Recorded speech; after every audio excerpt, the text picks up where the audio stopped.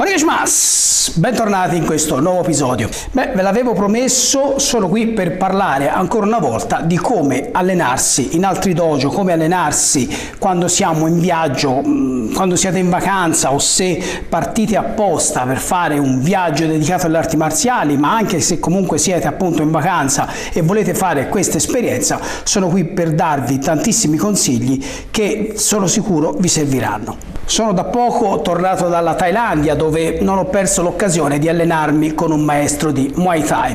Come faccio sempre nelle settimane prima della mia partenza, mi informo sulle scuole presenti nella zona dove sarò in vacanza. Una volta individuata la scuola, faccio la mia richiesta, chiedo il permesso di poter andare a fare una lezione.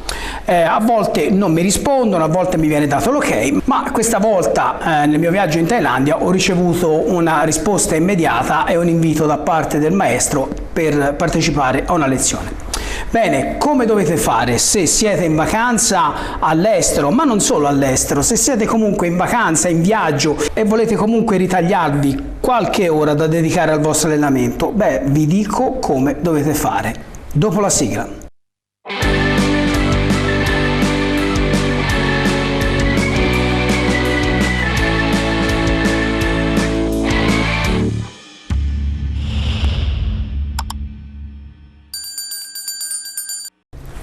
Bene, lo faccio da sempre, in viaggio cerco sempre di trovare un posto dove poter allenarmi e questo mi ha permesso di imparare tantissime cose con tantissimi maestri diversi.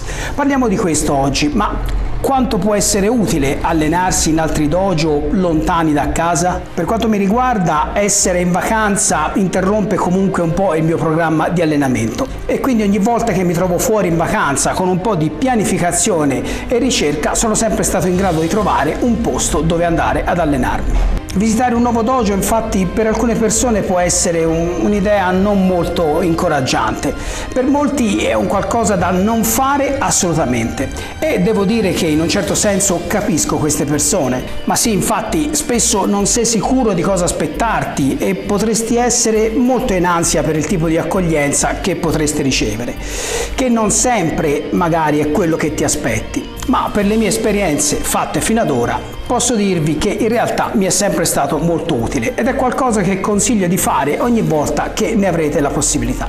Soprattutto consiglio di fare questa cosa ai maestri e agli insegnanti. Visitare altri dojo infatti fornisce approfondimenti e conoscenze che sicuramente non potrete mai ottenere restando sempre nella vostra stessa scuola. In pratica uscire un po' dalla propria zona di comfort e allenarsi con diversi maestri alla fine vi renderà sicuramente un artista marziale migliore. Certo, a volte non è così semplice però allenarsi mentre siamo in vacanza, ma oggi vi dirò un po', attingendo dalle mie esperienze, come fare per fare questa esperienza e sono sicuro che imparerete molte cose. Prima di tutto, se sei uno studente, fai sapere al tuo maestro che hai intenzione di visitare un'altra scuola. Assicurati sempre di far conoscere i tuoi piani al tuo maestro.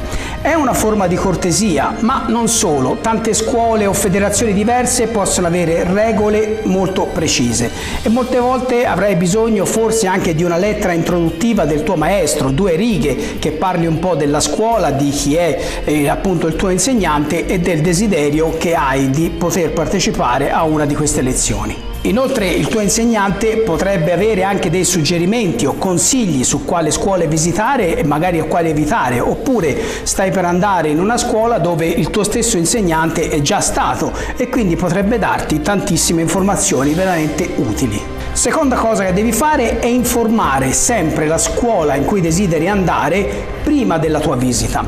Questo è facile da fare con i contatti che ci sono oggi, con tutti i social, ed è un'opzione molto migliore rispetto al presentarsi direttamente alla porta dicendo «Ciao, sono venuto ad allenarmi», cosa che potrebbe non essere ben vista. Nella tua email o messaggio che manderai chiedi sempre se puoi partecipare alle lezioni in modo garbato, chiedi conferma sull'orario e sui giorni delle lezioni. Insomma, cerca di informarti un po' in anticipo su tutto, perché questo può farti risparmiare davvero tantissimo tempo e anche magari un lungo viaggio per la città. Insomma, ricorda che è una buona cosa far sapere che arriverai a lezione al maestro della scuola che hai intenzione di visitare. Inoltre nel tuo messaggio non dimenticare di informarti se c'è una quota da pagare e se sì, il giorno stesso, quando arriverai all'allenamento, assicurati di avere questa quota pronta, precisa da pagare prima, sempre prima dell'inizio della lezione. Inoltre, se possibile, cerca di avere informazioni sulle regole della scuola che andrai a visitare.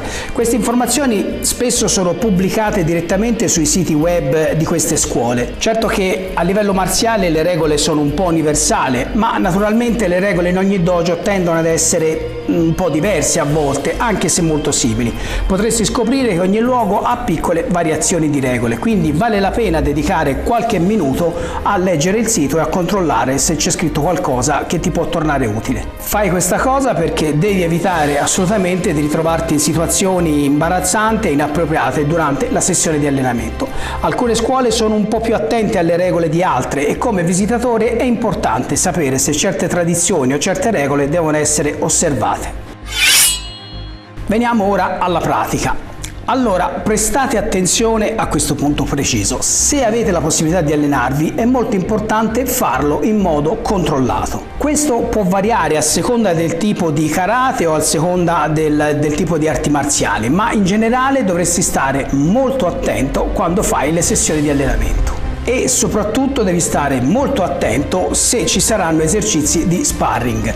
Non c'è niente di peggio del visitatore che si presenta cercando di mostrare a tutti le proprie abilità. Fare questa cosa qua è un modo abbastanza sicuro per non farsi ben vedere e sicuramente per non essere più invitato in quella scuola. Attenzione poi che può verificarsi, a me è successo anche il contrario, cioè alcune persone del dojo potrebbero vedervi come un'opportunità per misurare le proprie capacità con uno straniero e quindi aumenteranno magari l'intensità degli esercizi più per mettere alla prova loro stessi che voi. Voi dovete continuare a tenere un ritmo leggero e cercare anche di tenere tutto sotto controllo.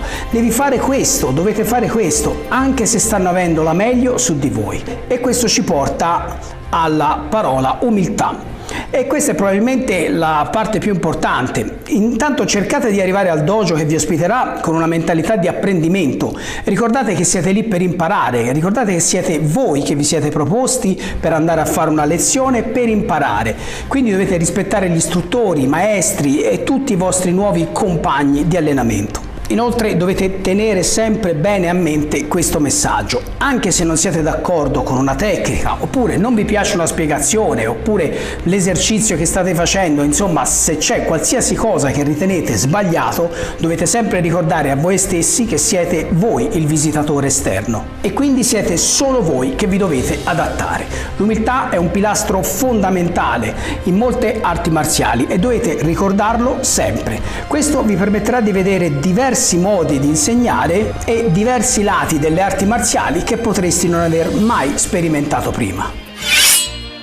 Passiamo poi alla divisa, portare un gi bianco senza loghi e indossare soprattutto una cintura bianca, a meno che non ti venga detto direttamente dal maestro che avete il permesso di indossare la vostra cintura. Ma anche in quel caso sceglierei di indossare solo la cintura bianca perché dovrebbe essere l'unica cintura che vi siete portati dietro. Il bianco infatti rappresenta una pagina bianca che deve essere riempita e quindi presentarsi a ogni corso con la cintura bianca è un po' come dire appunto sono venuto umilmente ad imparare qualche cosa. Punto successivo, rimanere in contatto con la scuola o con il maestro e questa cosa sembra più facile di quello che è. Comunque prima di tutto quando arrivi cerca di portare un regalo. Dopo la tua esperienza rimanere in contatto sarà anche un buon modo per fare nuove amicizie, ma soprattutto rimanere in contatto vi renderà più facile visitare di nuovo quel posto.